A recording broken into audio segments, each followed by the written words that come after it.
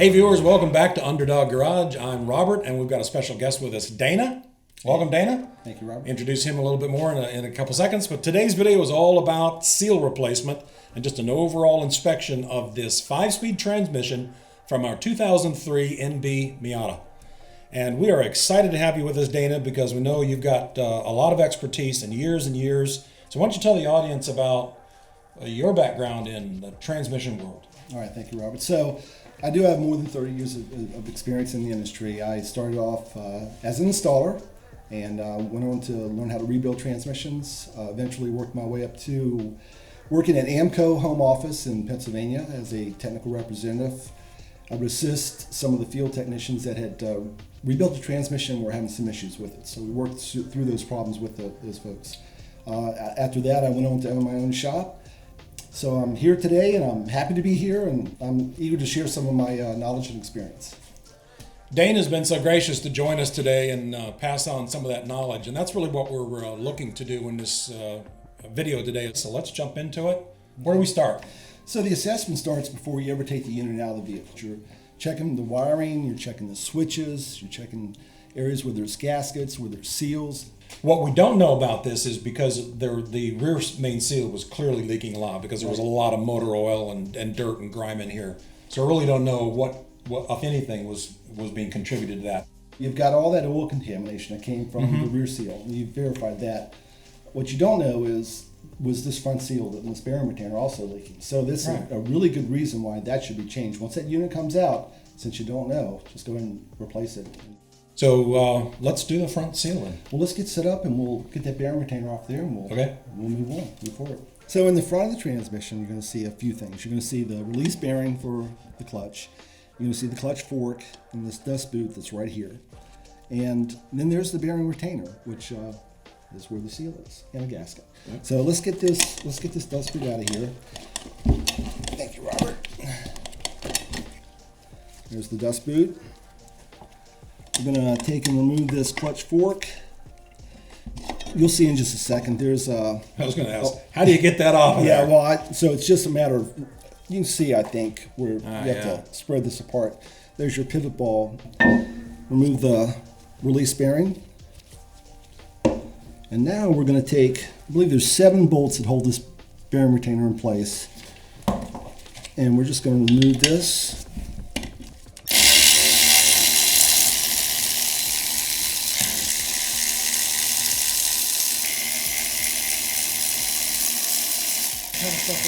It does that way. Fortunately for us, that did not happen. All right, so we've got 1, 2, 3, 4, 5, 6, 7 bolts that hold this retainer in place. We're going to grab a hold of it and see if it comes off. Wow. What's behind door number 1? Oh, this is amazing. This is absolutely amazing. Today's your lucky day? Today is my lucky day. So you can see up against the case where the gasket is. Now we'll need to replace that gasket, of course. And then you can see the seal that's in the bearing retainer.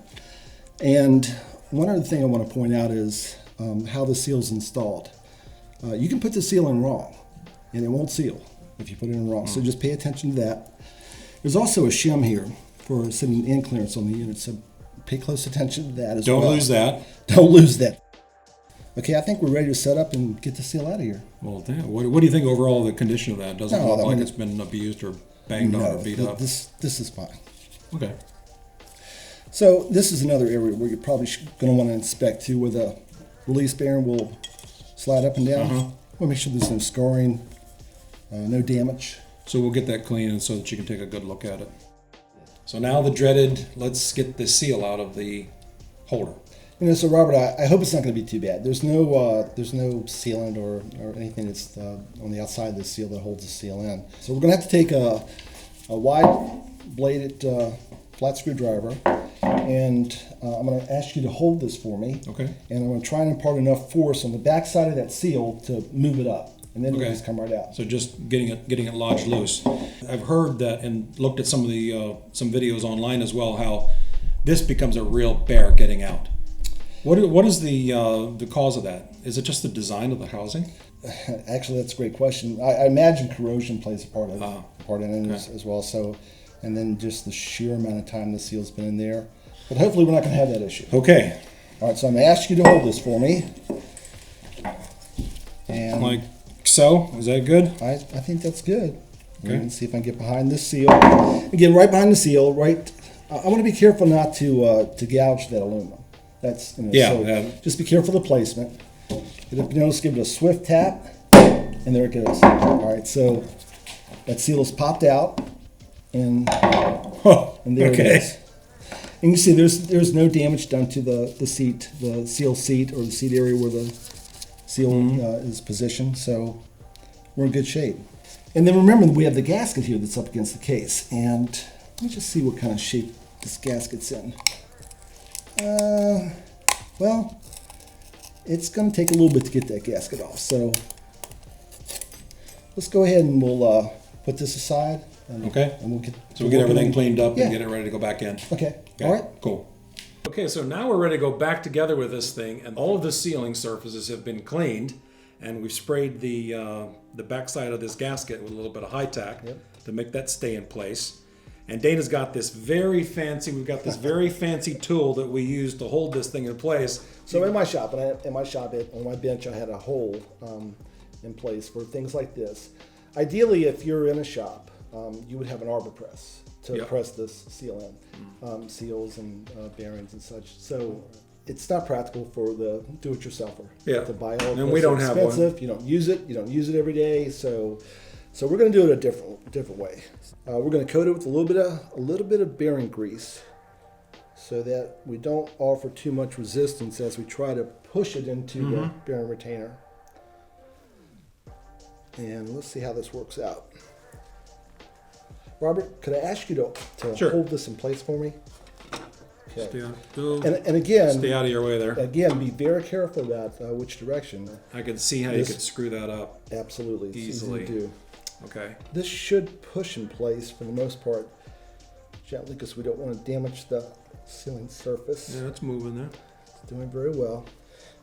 Now we're going to take a 30 millimeter socket, which is just about the perfect outside diameter in relation to the seal itself. And we're going to give it a little gentle tap just to make sure it's seated in place. Inspect it. Looks like it's good on this end. We need to go a little bit little high on that side. High on that side.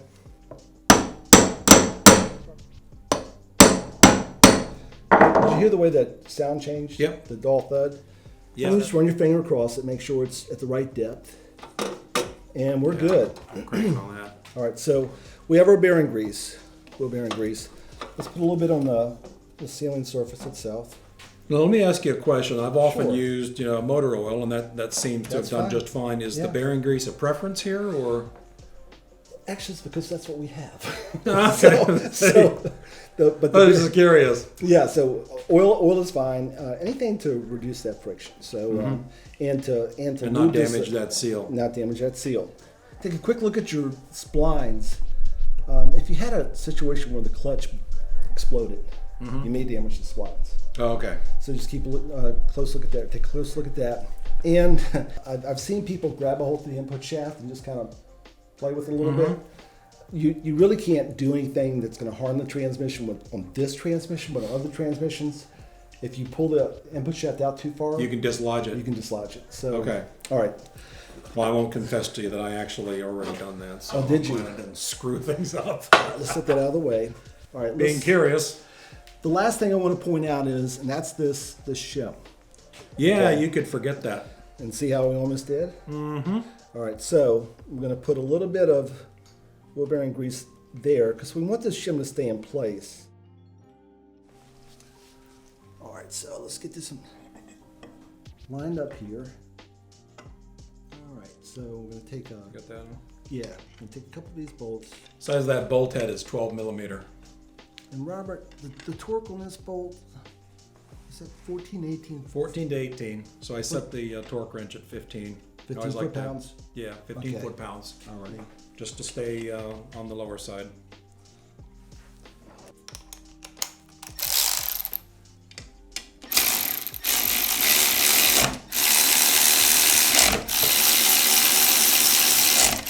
And then Robert, after we get this on there, we're gonna we're going to torque this in place. Okay, I'm ready, Hercules. All right, let's do this. All right. Well, all right. I'm just crisscrossing this just to get a nice, even compression. All right, I like to double check everything. So we're going to go over it one more time. Pete and I both do that. We'll go back through and double check it. A double click is a good peace of mind. 1, 2, 3, 4, 5, 6 bolts. All right, we've got this in place. So now it's time to install the clutch fork. All right, so where the release bearing will make contact with the clutch fork, you can see these. Maybe let's see if you can see these real shiny spots the here. wear marks. Those are the wear marks. So again, you're taking your thumbnail or your fingernail. It looks okay. It's slight wear. It's not bad. You will want to grease this when you put it back together. Okay. So just a couple quick things to check. We've got a new pilot bearing, and this application uses a bearing and not a bushing. And we're just going to fit it onto the input shaft, and then I think you can see that's a perfect fit. So we're good there. Our release bearing, it's a good fit there. And then what we're going to do is we're going to take a little bit of wheel bearing grease, and on these points of wear, the wear areas that I was talking about, we're just going to put a little dab. It doesn't take much. A little dab of wheel bearing grease. I was going to ask you, you're going to put some on that, Yeah. that pivot ball? Absolutely. You know, really, as long as it was on the pivot ball, it wouldn't be necessary to put it in the clutch fork itself. All right, so let's get this together.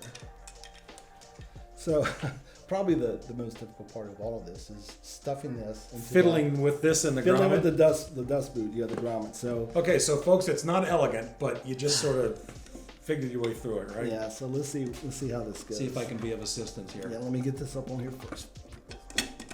All right, there we go. And you're just gonna push that clip onto the ball and then move it back and forth. All right, it's in place. Nice. Okay, so we finished up with the front seal and all of that process, and that went really well. So now on to the rear seal. So a couple ways to approach this. First of all, take a good look at how this seal is constructed. Now here's the new seal here, and you can see it's got a lip made around it. Some of these seals will actually countersink into the extension housing. If you have that type of seal, you're going to want to use a tool like this to get up inside it and pop it out. But because we have this lip, we can use a big flat blade screwdriver and pop it right out.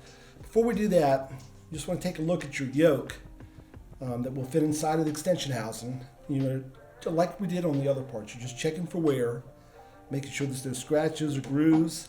This is smooth. Take the new seal and put it on the yoke and actually make sure it's the correct seal. And it is.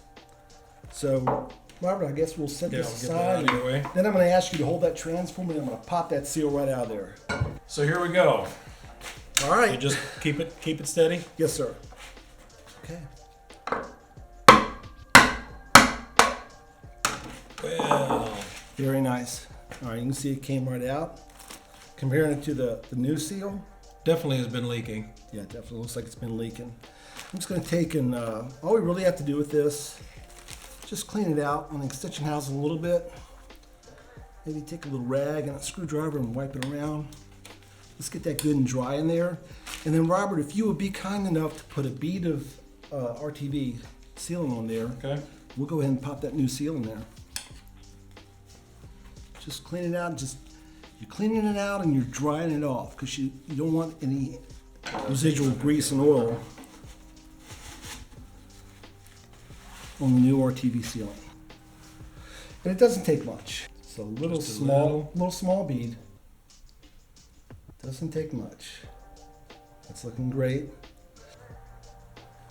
Okay, thanks. Because I'm a bit of a grease monkey, I have a bad habit of taking my finger and smoothing it out. All right. Okay, so For all of you in the crowd, just like the rest of us, that'll get your OCD going. yeah, It's got to be just smooth, right? if we had a large enough socket to go on the outside of this, But we don't. but we don't. So I'm going to show you a different method on how to install this. You're going to be applying pressure on one side of the seal and tapping on the other side. Work your way around. So you're just keeping that from moving on you. I am. Now I'm going to take a little short extension and just walk around this. Make sure it's fully seated.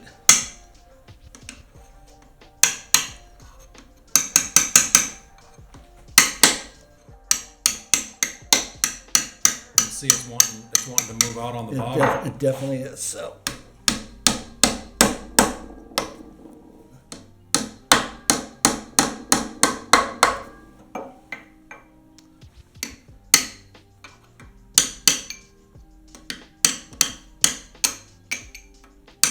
You can hear the tone of it change when it gets fully seated.